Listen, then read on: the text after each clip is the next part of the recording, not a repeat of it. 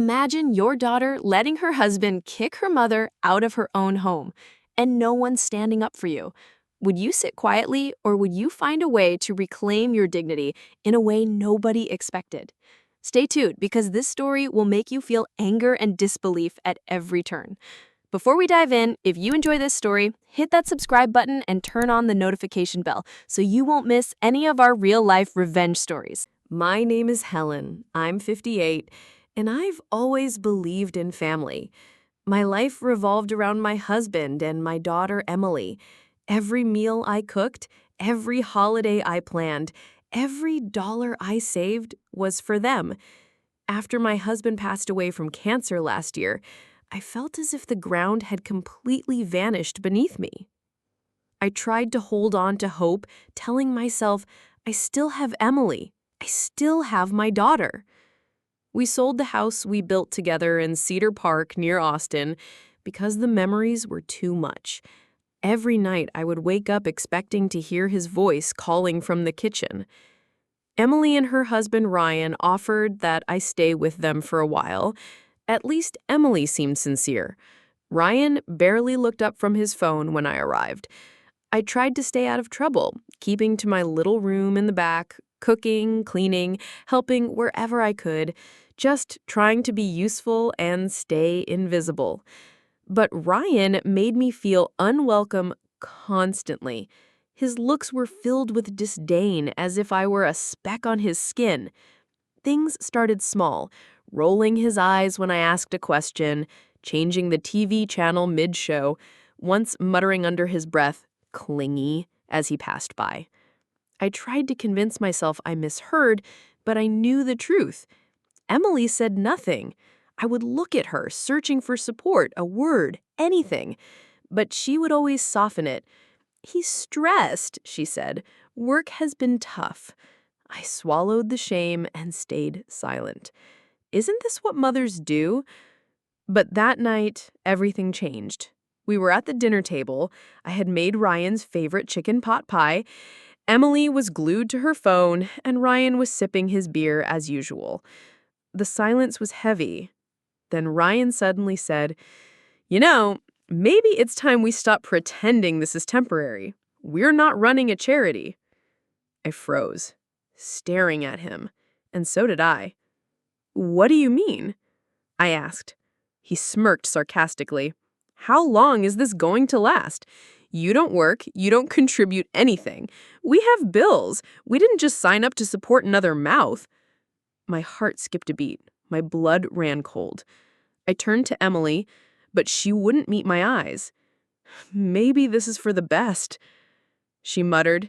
"If you find something more stable, for everyone." I didn't scream. I didn't argue. I stood up, went to my room, and packed my bags. Just 2 suitcases, everything I had left. No tears came while packing. They came later, when I sat outside their building, the wind cutting through my coat, realizing I had nowhere to go. Emily didn't come outside with me, and Ryan didn't even pretend to care. I sat on the sidewalk for an hour. My phone battery died, and so did my heart. I checked into a rundown motel that night, the kind where the wallpaper peels and the vending machine eats your change. I lay awake, staring at the ceiling, wondering how my life had become so cold, so empty. What had I done to deserve being discarded like this? The next morning, I sent Emily a message. "I understand. I love you always." No reply. A week later, I sent another, then another. Birthdays, updates, simple check-ins. Silence. 3 months passed. Every day felt heavier than the last. I tried applying for jobs, anything, but no one wanted a grieving widow in her late 50s with no recent work history. I considered cleaning houses, babysitting, but my body was too tired, too fragile. The loneliness was suffocating, but the shame was worse. I had given everything to this girl, and she turned away as easily as flipping a switch. One evening, going through a box of old keepsakes, I found it. My mother's old diary. I hadn't seen it in years. Something pulled me toward it, and I sat on the edge of the motel bed, turning the pages. And that's when I found it. A name. A truth. A secret that changed everything. My hand shook, my heart raced. I wasn't just the mother who got kicked out. I was someone else entirely. And for the first time in months, I smiled.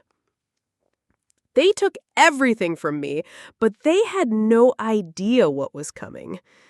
The diary revealed an affair my mother had kept secret all my life. And man, HJS, as she only wrote in initials, who had quietly arranged that I would inherit a portion of his estate. A trust, a letter, everything to ensure I was never truly powerless. It took me 2 days and hours of research to find his lawyer, Mr. Goldstein, in Dallas.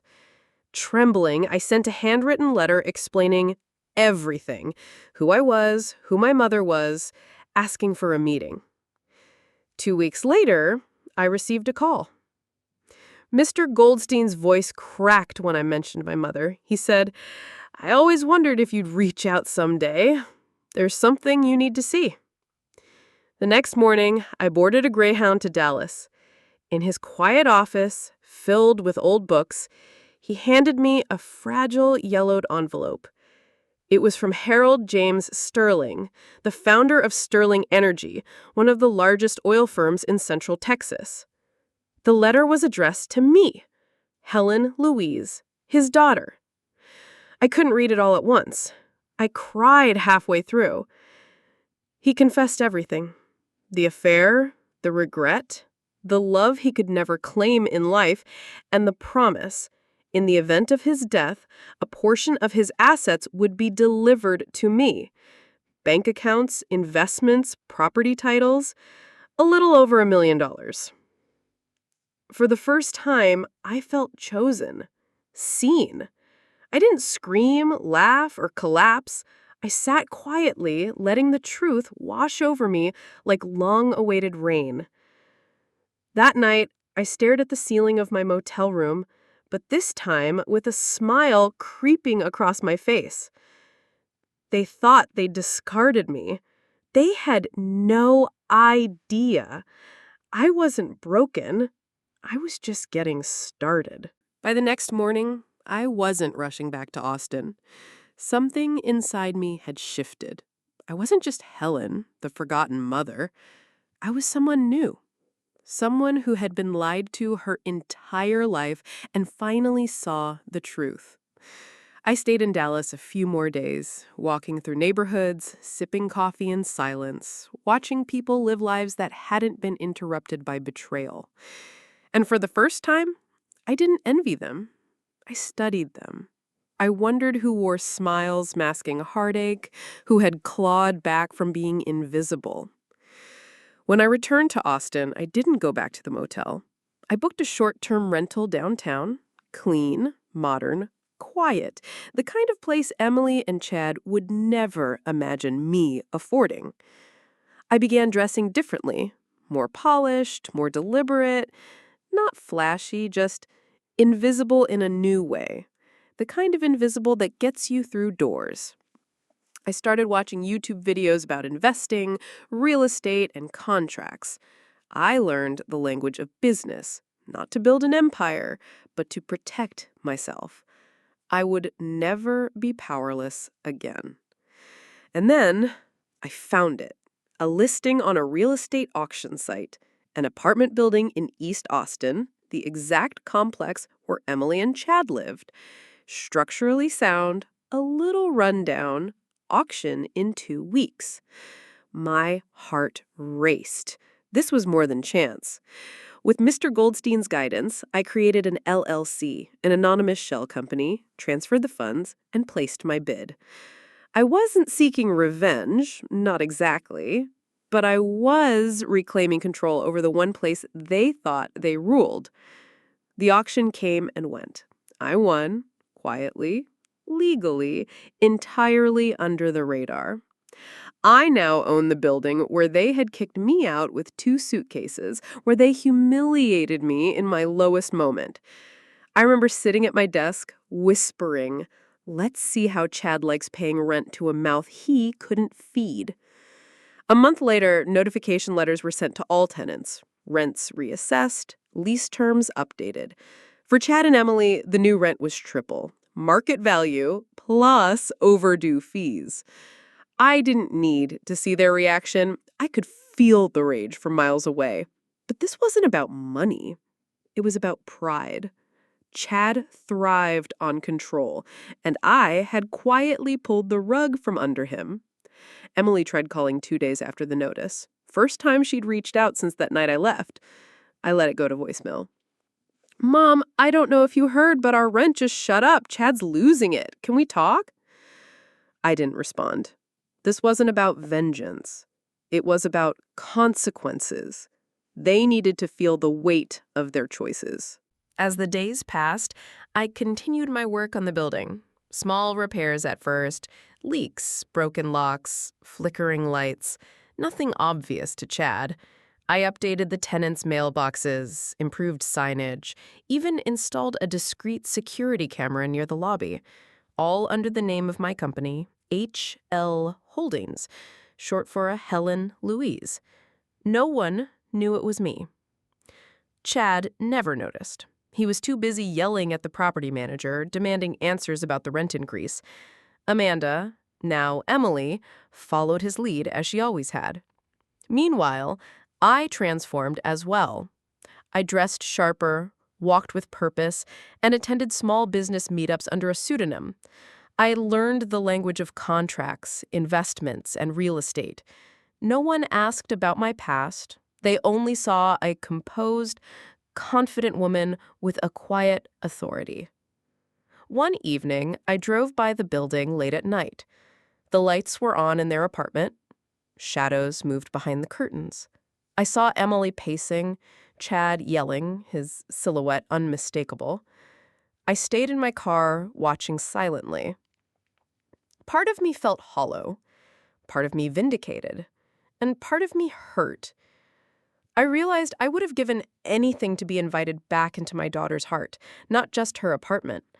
But I knew that wasn't possible yet. And so I remained patient, watching quietly as the pressure slowly shifted. The silence became a tool. Amanda's messages continued, soft, hesitant voicemails asking if she could talk, but I didn't answer.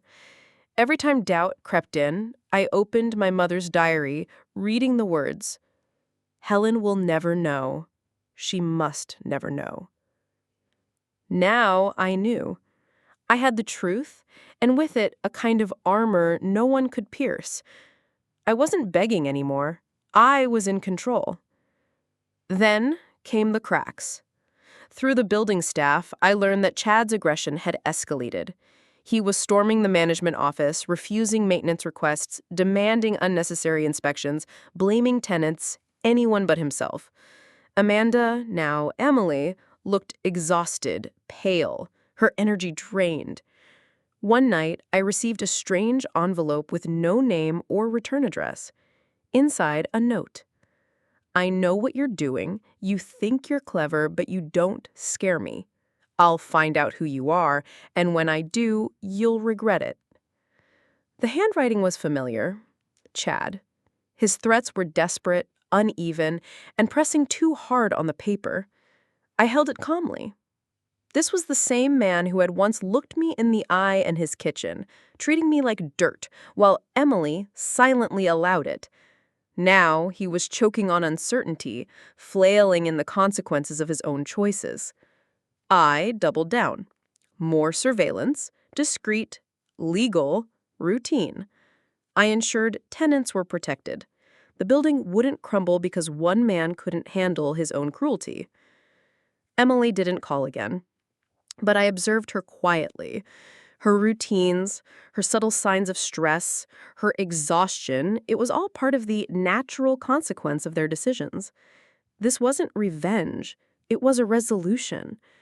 Every action I took shrank Chad's world, forcing him to face the reality he had tried to ignore. And Emily had to confront her own choices: remain in the cage she helped build, or step out and reclaim her life. One rainy evening, a knock came at my door. Emily, soaked, a grocery bag clutched to her chest. Her eyes were red, lips trembling. She barely spoke, couldn't find words. I handed her a towel. We moved in silence. I poured chamomile tea into 2 mugs and handed one to her. She sat on the couch edge, hesitant. "He's not who I thought he was," she whispered. I stayed quiet. She looked up, voice trembling. "He thinks someone's targeting us. He's been checking my phone, my emails. Last week he followed me to work. He's obsessed." I let her speak, letting the truth surface without intervention. Finally, she exhaled, drained. She had finally opened her eyes to the reality she had helped create. I said nothing. The silence itself was a lesson. She didn't need my judgment. She needed clarity, the space to see the consequences of her choices. The weeks that followed were quiet but potent. Chad's fury intensified, his actions desperate. Emily slowly began separating herself from him, realizing she had the power to leave the cage they had built together. I remained composed, observing, intervening only to protect the building and its tenants. Every action was deliberate, every choice a subtle lesson in accountability. By the time I officially transferred ownership of the building, both Chad and Emily had begun to understand the magnitude of what had transpired. Chad's control had crumbled. Emily had glimpsed the courage she had long avoided. And I, Helen, had reclaimed my life, not just as a survivor, but as a force to be respected. The day finally came when I formally completed the transfer of the building. HL Holdings now held every lease, every key, every responsibility. Chad had been forced into endless disputes with contractors, tenants, and the management office. Every move watched, every lie documented. He looked worn, a shadow of the man who had once towered over me in our past life. Emily showed up at the building that afternoon, nervously clutching her coat. She hesitated at the front door, then looked up at me. I smiled softly. "Come in," I said. No warmth, no judgment, just calm authority. She stepped inside, unsure, her eyes darting to the lobby I had renovated, the locks I had replaced, the cameras silently recording. I just wanted to talk," she stammered. I nodded, gesturing toward a chair. She sat. I poured tea. Silence stretched, heavy but not hostile. Finally, she spoke. "I didn't understand. I thought I was protecting us. I thought staying with him was the right thing." Her voice broke, tears pooling in her eyes. "You were protecting a lie," I said softly. "A man who doesn't care about you, or anyone else, will never let you be free. You don't need him. You need yourself." She swallowed, nodding slowly. "I see that now. I can't go back." I leaned forward. "Then don't. Start here. Start fresh. You don't owe him your life anymore." She looked at me, a mixture of guilt and relief on her face. "And you? Will you forgive me?" I smiled faintly. "I don't need to forgive you. I needed to protect myself and reclaim my life. You have your own choices now. Make them wisely." Her eyes filled with gratitude. "I will. I promise." Meanwhile, Chad had no clue this meeting was happening. I had made sure he was out of town on a supposed business trip, leaving Emily vulnerable to the truth. When he returned, he found the building under new management. Contractors refused his calls, tenants ignored him, and the local authorities had already documented his aggressive behavior. He raged, threatened, and pleaded, but every action only exposed him further. The once powerful man now faced the consequences he had spent years avoiding. Emily had begun taking steps to rebuild her life. Therapy, a new apartment, reconnecting with friends she had abandoned. And I watched quietly, proud, but cautious. Our relationship would take time to heal, but at least the first seeds of trust had been planted.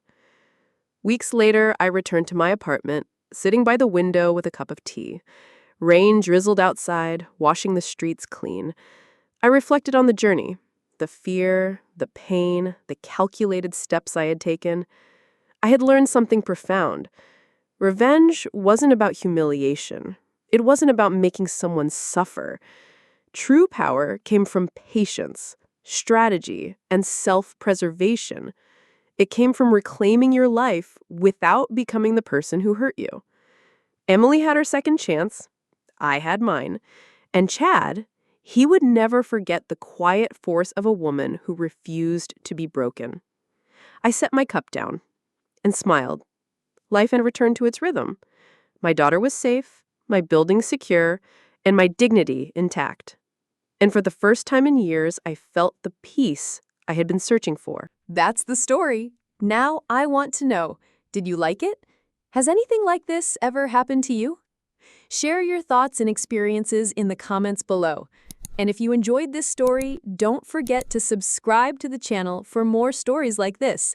Your support means a lot.